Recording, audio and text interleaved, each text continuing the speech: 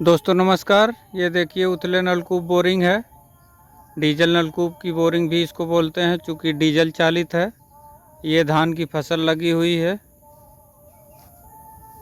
ये रोड है, इधर भी धान की फसल लगी है, इधर पेड़ पौधे लगे हुए हैं। दोस्तों ये देखिए धान की फसल इसी से सिंचाई करके उत्पादित हुआ है, और धान जो है कहीं कहीं बारिश की वजह से गिर गया है।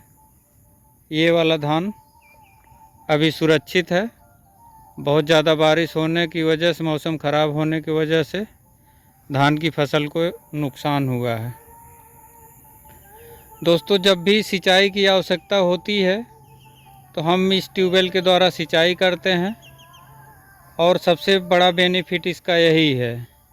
जैसा कि हम प्रायः बताते हैं कि उथले नलकूप की बोरिंग कराने के लिए आपको जो जगह चूज करना चाहिए, यानी चुनाव करना चाहिए, वो रोड के किनारे हो। ये रोड के किनारे है बोरिंग, और ये जल संरक्षण के लिए पेड़ पौधे भी लगे हैं। पुरानी बोरिंग है, पुराने पौधे भी हैं। और ये देखिए पानी और बारिश की वजह से जो है धान की फसल को नुकसान हुआ है।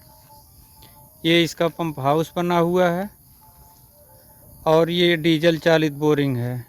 इसको जो है डीजल इंजन के द्वारा चलाया जा रहा है। दोस्तों उथले नलकूप बोरिंग को चाहे आप पंपिंग सेट से चलाएं, चाहे डीजल इंजन से चलाएं, चाहे विद्युत से चलाएं, चाहे सोलर पंप से चलाएं, इसके चलाने का तरीका अलग अलग हो सकता है। लेकिन जो बोरिंग है वो दो प्रकार की होती है। उथले नलकूप की बोरिंग या तो कैविटी बोरिंग होगी, या फिर जो है स्टेनर बोरिंग होगी। स्टेनर बोरिंग का मतलब जालीदार बोरिंग। जालीदार बोरिंग में दोस्तों कम से कम आपको 40-50 फीट पाइप की जाली कटा लेना चाहिए, और बाकी सादा पाइप रहता है। स्टेनर बोरिंग का फ़ायदा ये है कि आपको उसमें टेस्टिंग की ज़रूरत नहीं पड़ती है। टेस्टिंग चूँकि उसमें मेश वगैरह लपेटी रहती है, तो उसमें ऑलरेडी कुछ ही देर बाद साफ़ पानी आने लगता है। और कैविटी बोरिंग में दोस्तों पाइप का मुंह नीचे खुला होता है, इसलिए जो है उसको टेस्टिंग करने में थोड़ा समय लगता है। अगर महीन बालू है तो थोड़ा ज़्यादा टाइम लगेगा, मोटा बालू है तो थोड़ा कम टाइम लगता है। दोस्तों इसमें 110 mm पाइप यूज होती है, और 110 mm PVC पाइप। पहले ये बोरिंग 100 mm की होती थी, MS pipe, mild steel pipe, लोहे की पाइप जिसको बोलते हैं। और ये देखिए पंप हाउस बना है। अगर मान लीजिए बोरिंग खेत में है, गांव से थोड़ा सा दूर है आबादी से, तो पंप हाउस बनाना हमेशा लाभदायक होता है। पंप हाउस बनाने से आपका जो इंजन है और बोरिंग है दोनों सेफ रहता है। सेंट्रीफ्यूगल पंप भी सेफ रहता है, जिसको पंखा बोलते हैं। और दोस्तों जैसे कुछ सावधानियां होती हैं बोरिंग में। जो सेंट्रीफ्यूगल पंप है या पंखा है, उसमें जो ग्लैंड डोरी है उसको समय समय पर चेंज करते रहना चाहिए, उसमें ग्रीसिंग करना चाहिए। और जो इसका फ्री वाली पुली होती है, उसमें जो है आयलिंग कर देना चाहिए। आयलिंग करने से जो है वो फ्री होकर के बढ़िया चलता है, आवाज़ नहीं करता है। जब हमको देसी भाषा में कहें, जब हम उस पर झटका देते हैं तो उसमें बहुत आसानी से जो है वो चलता है, नहीं तो बहुत ज़्यादा आवाज़ करता है। और ये जो डिलीवरी पाइप है, ये देखिए प्लास्टिक की पाइप का ही यूज़ किए हैं, तो ये अच्छा भी है और सस्ता भी पड़ता है।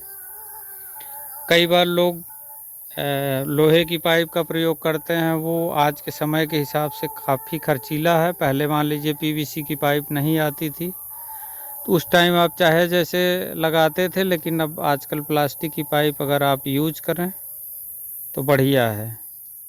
वो भी अगर PVC पाइप यूज करते हैं तो काफ़ी दिनों तक ख़राब नहीं होता, ड्यूरेबल होता है।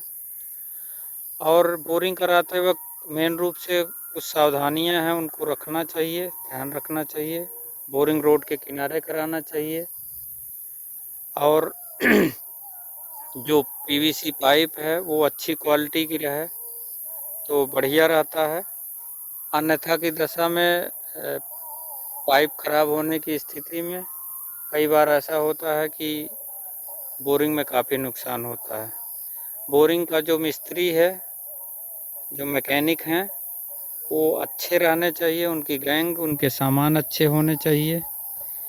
बोरिंग कराने से पहले वहाँ 5 गुणे 4 गुणे 3 फीट का गड्ढा खुदाई होता है। उसको खुदाई करने के बाद पानी की व्यवस्था कर लेना चाहिए।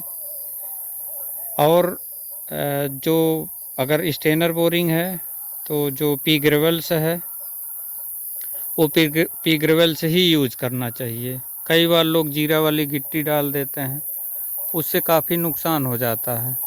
वो जा कर के उसमें पाइप में फंस जाती है, उसका डिस्चार्ज कम हो जाता है।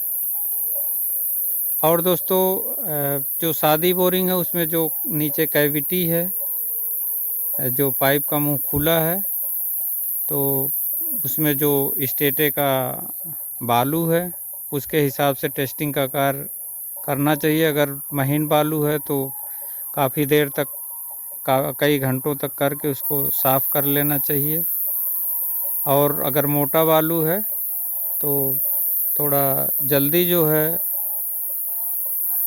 साफ़ हो जाता है। और जब हमको फिर बाद में आवश्यकता होती है पानी की तो हम उस पर पंखा यानी सेंट्रीफ्यूगल पंप लगा करके अपना सिंचाई का कार्य करते हैं।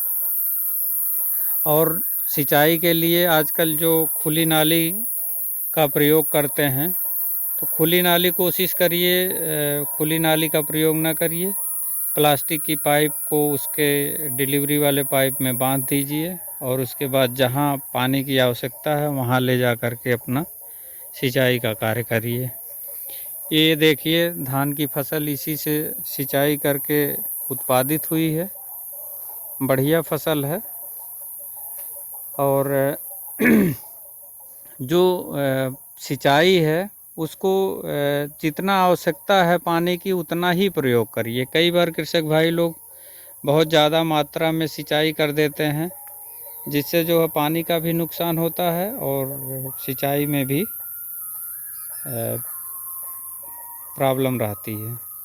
और दोस्तों जो जिस हार्स पावर की आवश्यकता है वही आप प्रयोग करिए। कई बार देखा जाता है किसान भाई जो है अगर कम हार्स पावर से भी अगर उनका काम चल जाता है तब भी उस पर 8-10 हार्स पावर का इंजन यूज कर रहे हैं। अगर आपका पंपिंग सेट 5 हार्स पावर से काम चल जाए तो आप उसी से चलाइए।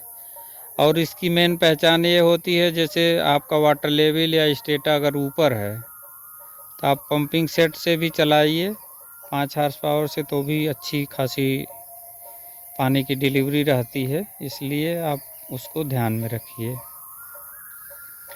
और दोस्तों बोरिंग में जो सावधानियां बताई गई हैं इनका मेन रूप से ध्यान रखिए। आप अच्छे सामान प्रयोग करिए, अच्छा मिस्त्री करिए और अपनी बोरिंग करा करके जो फसल जिस टाइम पे आपको आवश्यकता है उसका उत्पादन करिए। गर्मी के सीज़न में आप सब्जी की फसल उत्पादित करिए, उससे काफ़ी बेनिफिट रहता है और आपको जो है अच्छे लाभ मिलते हैं। दोस्तों इस वीडियो में इतना ही। चैनल का नाम है इंजीनियर 1977। चैनल को लाइक कीजिए, सब्सक्राइब कीजिए। जय हिंद, जय भारत, जय जवान, जय किसान, जय विज्ञान।